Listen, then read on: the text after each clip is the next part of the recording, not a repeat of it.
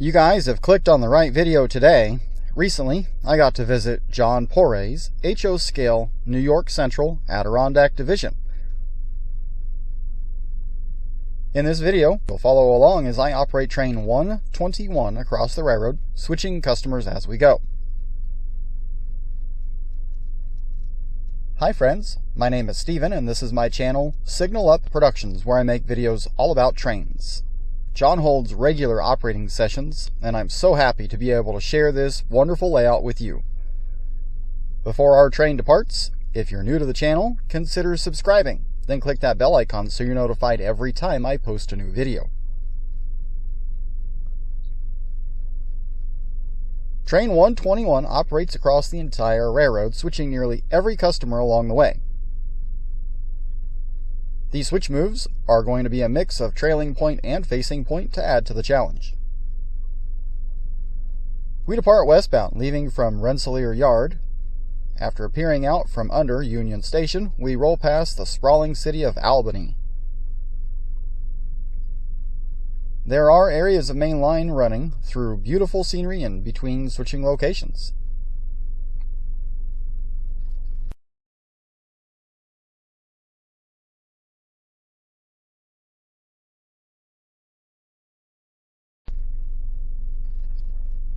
Our first stop is at Tupper Lake Junction. Here, we take the siding for an eastbound passenger train. After they went by, I ran around my train and started switching the first customer. There were 2 cars to pick up and 2 cars to set out, all of which were facing point moves. This location is designed to allow the work to take place from the passing siding, leaving the main line clear.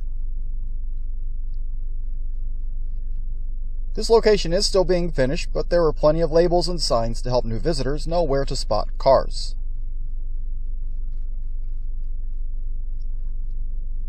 Once all of this work was done, I contacted the dispatcher for permission to come back out on the main line and run around my train. Once the brake test was complete, I was given a route to the next location and departed westbound. Our next stop was Saranac Inn, a sleepy resort stop in upstate New York. Here, I had both facing point and trailing point work.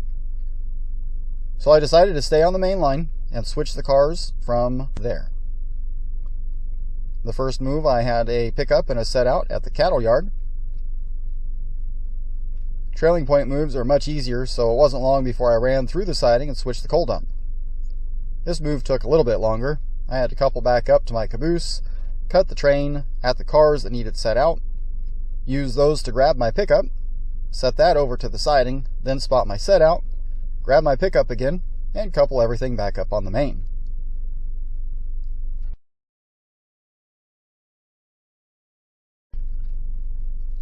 With all that finished, I ran back around and was ready to depart once again.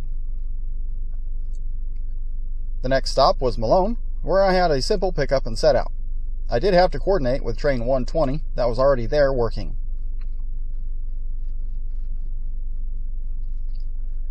It was definitely a busy day on the Adirondack Division. After my work at Malone was complete, I had to hold in the clear for another westbound train to overtake me. After he continued on, I ran around my train in Malone, then shoved it west into the Messina Industrial Park. Thankfully, these were all facing point, so I didn't have to run around multiple times. There were several pickups and setouts in this location. Boy, when John said this job had a lot of switching, he wasn't joking. The last stop was at East Ogdensburg, where I had to swap a few cars in the Washington Street industrial area. This was another facing point move that only took a couple of minutes, then I made my last departure. Just around the corner from East Ogdensburg was West Ogdensburg. This is the main classification yard on the layout. The yardmaster had me lined into one of the many receiving tracks where I tied my train down and took a much-deserved break. Now let's take some time to walk around the layout from one end to the other.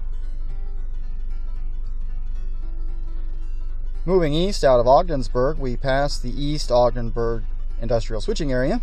The engine terminal for the yard is located here as well.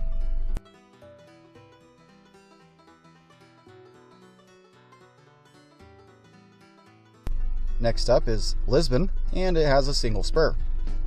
Around the curve from there is Messina Siding and the Industrial Park.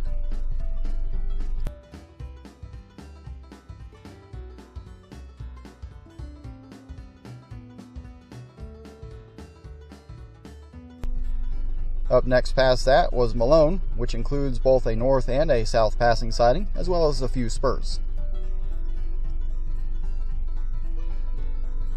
At Lake Clear Junction, the main line goes through the wall, and a branch with a Y goes along the wall towards Saranac Lake. Eventually, it also goes through the wall, which we'll see on the other side of the door in the second room.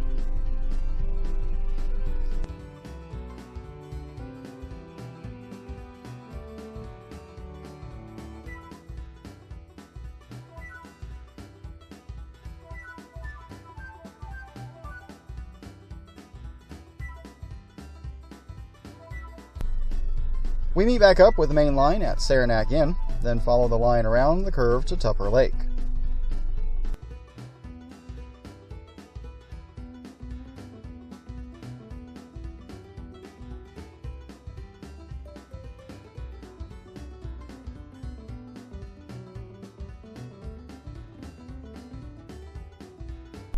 Leaving east out of Tupper Lake, we follow some curves around until the main line goes through a mountain.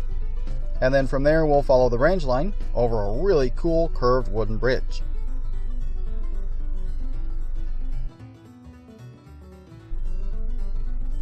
The branch line wraps around, and we come back to the sprawling city of Albany.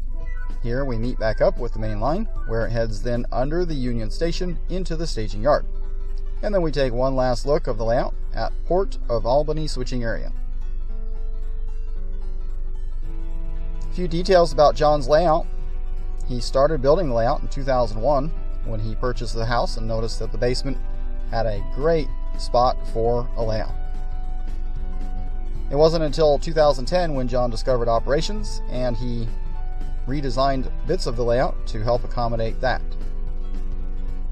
The layout sports over 150 turnouts, and all but 25 of those turnouts are operated with Tortoise switch machines. The rest are Caboose Industries ground throws. The mainline curve is mostly 28 inches, but there's a few spots with a 30-inch radius. All of the mainline curves are super elevated. John really likes the transition era. He built most of this layout on his own, with a little bit of help from his wife and friends. When asked what his favorite scene was, he said that the downtown scene of Albany was probably one of his favorites, and I would have to agree with him. The main line is approximately 245 feet long, and then there's the additional 80-foot long branch line. During the time of our visit, John was hard at work installing a new signal system. He used Digitrax products for the detection and the signal head driving, and it was really neat how he included the signal boards on pull-out trays that were hidden behind the fascia, so he could easily access those from above. The main line includes 80 detection sections for the different blocks to control the signal system.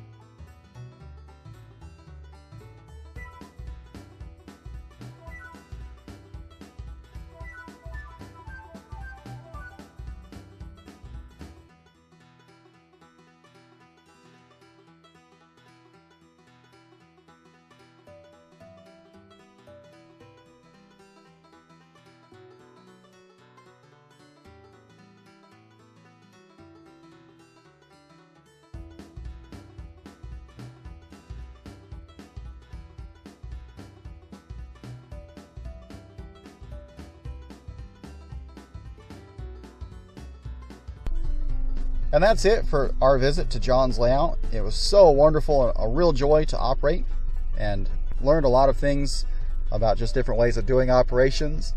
And I really like the design of his layout with essentially a point-to-point style with balloons on each end, and it made for an easy walk-in design, so there was no need to do any kind of duck under, but still could follow the train around as it went through each scene. I hope you guys enjoyed it as much as I did. If you did like this video, go ahead and give it a thumbs up.